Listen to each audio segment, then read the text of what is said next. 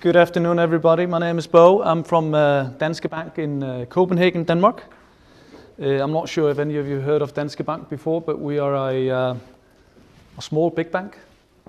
We're the biggest one in Nordics. We are nothing compared to the Barclays and Citi and so on and so on. But I wanted to share with you some of the stuff that we're doing in procurement in Danske Bank today, which is at least we think is pretty cool. And I know that the traditional procurement people sometimes think that we are a bit crazy, and if you think that, it's a compliment. Within the financial services today, it's a world which is changing very, very rapidly, and you probably know this guy, Bill Gates, who said, the world needs banking. We don't necessarily need banks to do it with. And that's a pretty strong statement for somebody like us. Everything within the banking industry is changing. Mobile payments, money transfers. It's not going to take that long before you will be paying your bills on Facebook or LinkedIn. There's actually a social website in China, which is kind of like a mix between Facebook and LinkedIn.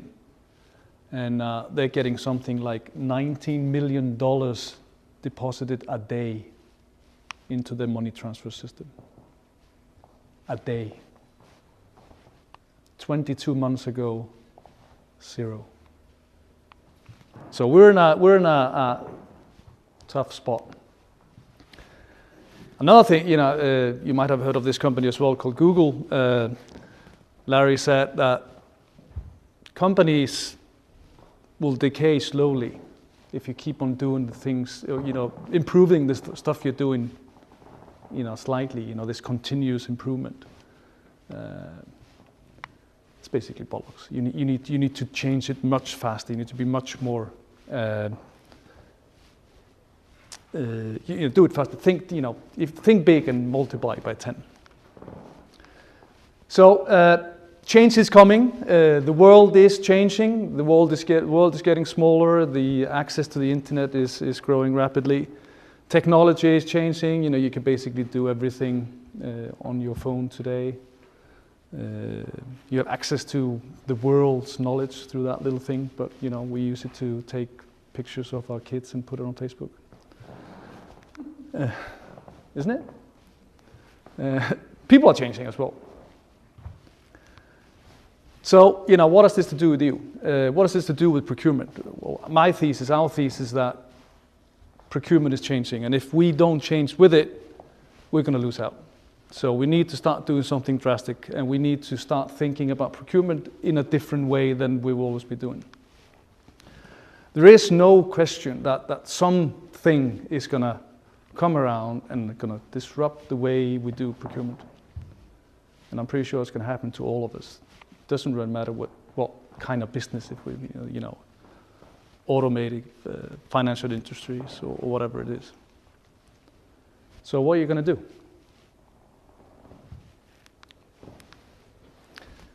do? Some of you were talking about how procurement was perceived by the business.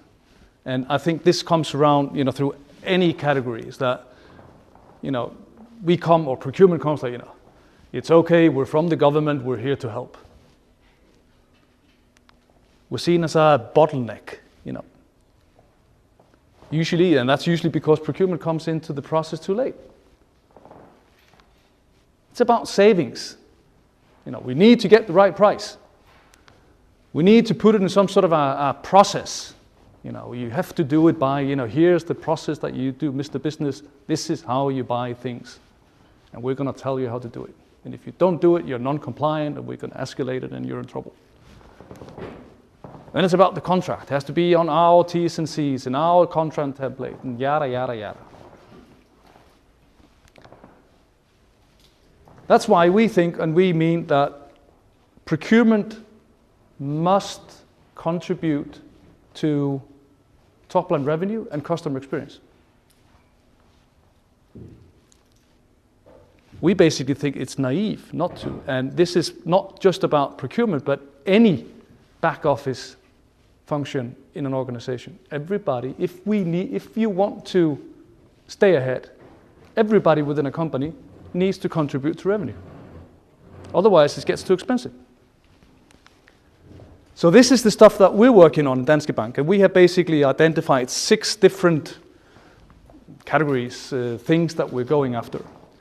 And I'll go into more details about these onwards, but it's basically about white labeling procurement capabilities. It's to facilitate what we call partner-enabled innovation. Develop ways to contribute to customer journeys, customer experience. Run disruptional workshops, and that's internal disruptional workshops. It's about how people, basically within procurement, within the legal and so on, how they can start thinking differently.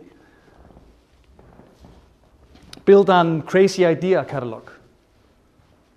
Go around meeting people like you, go around, what's the crazy stuff going on out there, and bringing that back home to the business. And then to find ways to secure procurement intelligence, to learn from others. And this is the first thing. How can procurement contribute to top-line revenue? And we've been thinking a lot about this, and we actually, and this is one of the stuff that we came up with, and this is actually something which we're doing today. And I can give you an example. What's your name, sir? David. David. You own a medium large company, and you come to us because we're your bank. You say, Mr. Danske Bank, I'm thinking to buying a new ERP system, and I want you, Danske Bank, to finance that. Sure, we'll finance it. And previously, this was what banks did. They finance stuff like that. And there's a concept which we call part of life. And our part of your life was at the moment when you needed the money to buy that system. Then we thought, how can we broaden that? How can we be a bigger part of your life?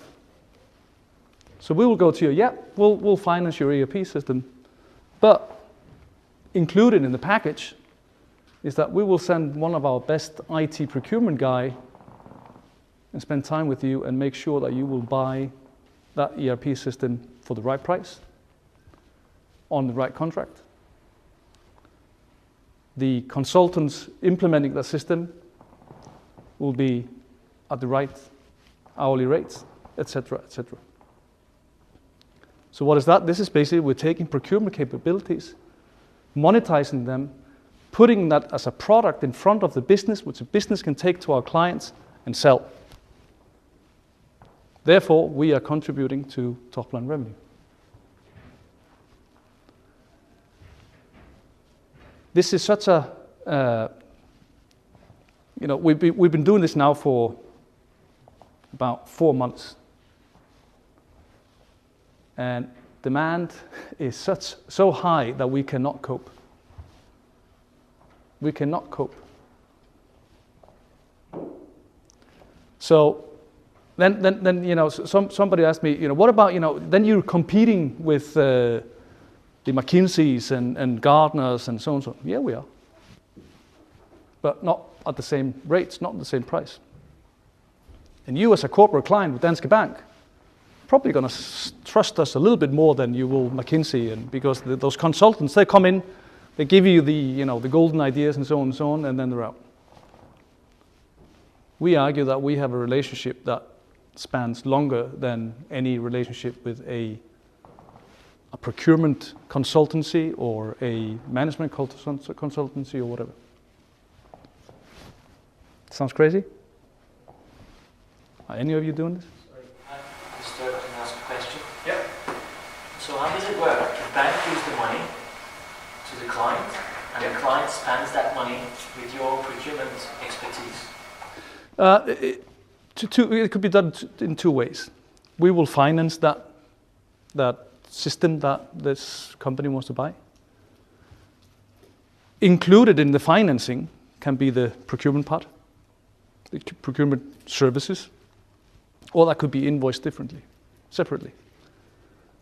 So yes and no. how do you measure the procurement services? So if I'm paying for them, suddenly it's not a freebie to make sure that the bank gets a good rate of return on its investment. Suddenly I'm paying for professional services. Yep. What if you help me choose the wrong system? You will. We're not gonna tell you which system to buy. You will make the decision.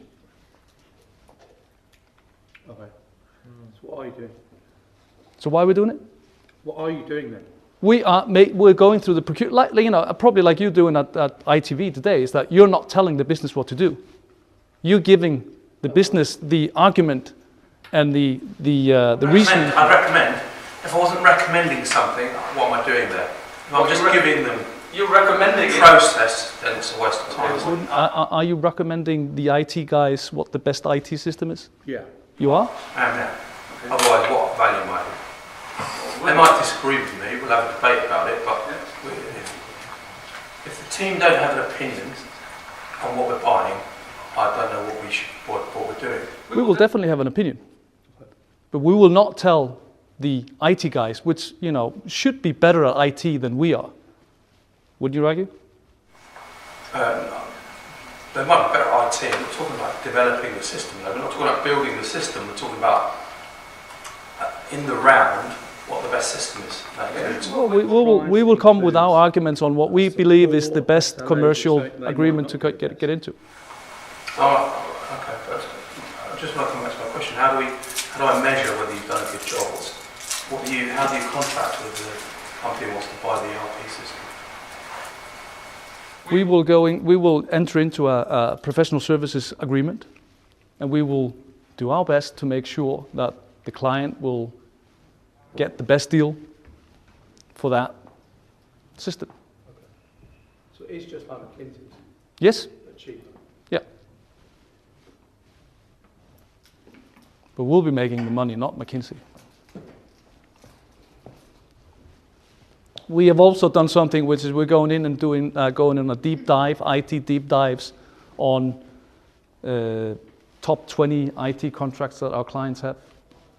And even on a bad day, our IT procurement guys in Danske Bank, or Danske Bank is one of the biggest IT companies in the Nordics.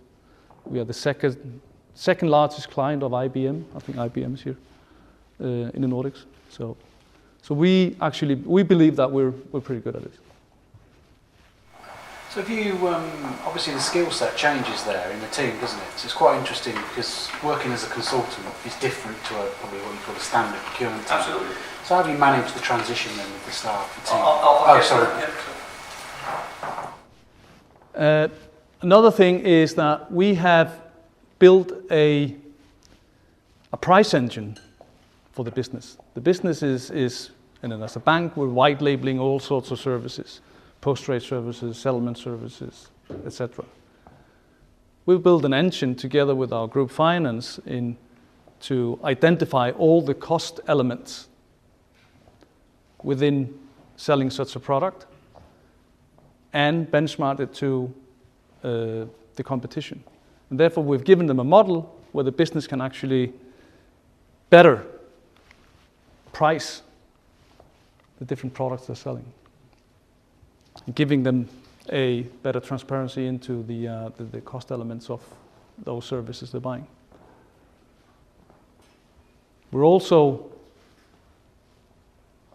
within the financial services. There's this category called market data, and we're also selling that services, market data services, to our clients. Big oil companies, for example, that's basically one big commodities desk. And we're selling the market data for that. How can we contribute to customer experience or customer journey? Let's say that, David, again, you are a slightly smaller company this time, and you need to answer to RFP, which is extremely important to you. You don't do it maybe twice a year, once a year. We can therefore give you access to RFP, RFQ specialists that would help you out in that process. or that project. Or you need to send out an RFP. We can help you with that. And this is a typical procurement capabilities that we are making available to the business.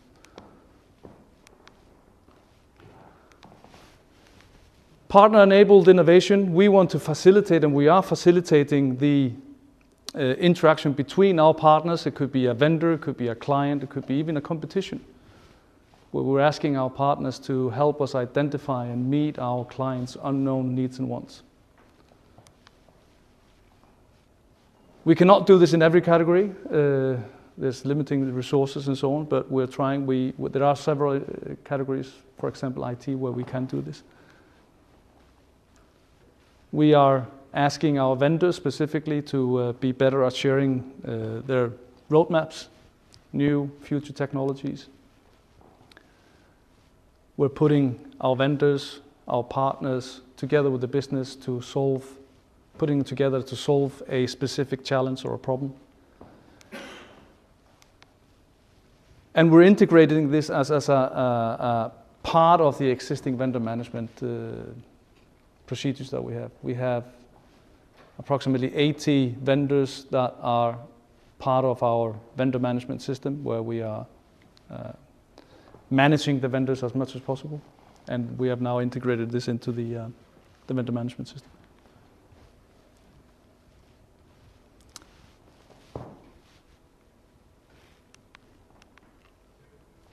So, does this require a new type of procurement professionals? Yeah. There's a different and a increased business acumen that is needed for those people. They need to be arm in arm with the business. Some of the things that we've changed in Danske Bank procurement is that the procurement department doesn't sit somewhere in the back. Procurement is scattered throughout the business and sitting out with the business. And therefore, procurement is often in the relationship meetings with our clients, the same clients that we're trying to sell on procurement services. Needs to be innovative and a much more and different type of networking. Does it then require a new procurement organization? Yeah. Again, arm in arm with the business, much more than at least we were doing it. And this is one of the things that we have found is extremely important. We need to have common KPIs with the business.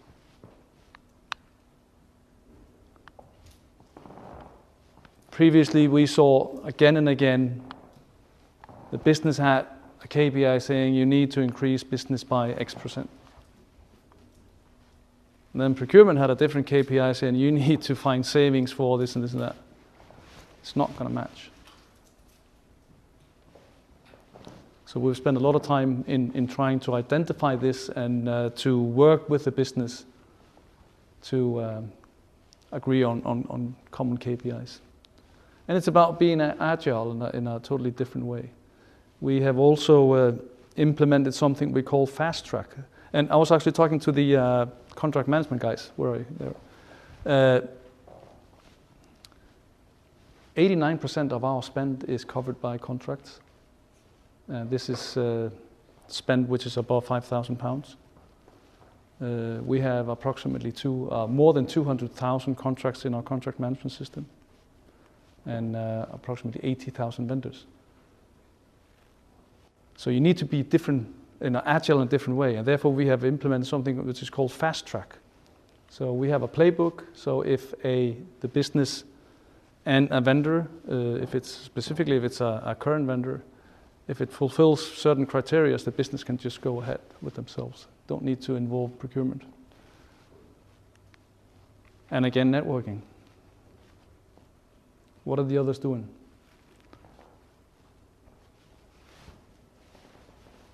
I mentioned before the disruption or idea catalog or the idea catalog of crazy ideas. This is some of the stuff we're working on. being a bank as we are today, we're very much a technology company. We're actually working on now, together with IBM, on a kind of like a Napster. Do you guys remember Napster? So what we're basically doing is that we're trying to work with software vendors on, when we're buying software suites, let's say that it includes 10 different products, software types. And as in many places, you're never going to implement all 10. So there's maybe 3 that are just hanging there unused. So we want to create a universe or a place where we can place those unused software somewhere for somebody to pick. Like the Napsters, where you were sharing music and videos and movies and so on. Why not to do that with software?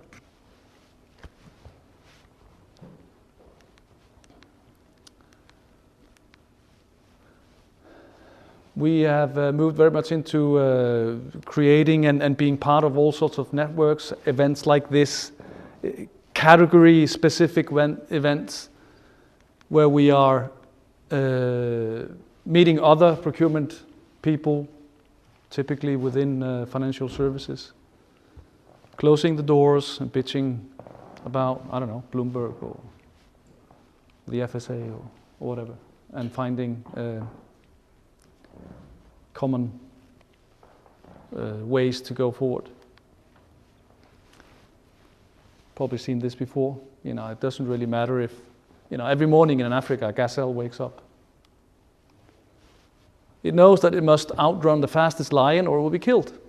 At the same time, every morning in Africa, a lion wakes up. It knows that it must run faster than the slowest gazelle or it would starve. So it's basically, it doesn't matter if you're a lion or a gazelle. When the sun comes up, you better start running. And this is what we're working on now. We're trying to do this in a different way. So this is what I wanted to share with you guys. So if there are any questions or comments or you want to have me admitted.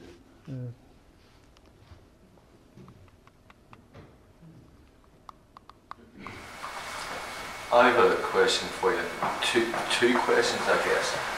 First of all, recognizing that it's fairly new what you're doing and certainly sounds very interesting, how are you going to manage the talent internally?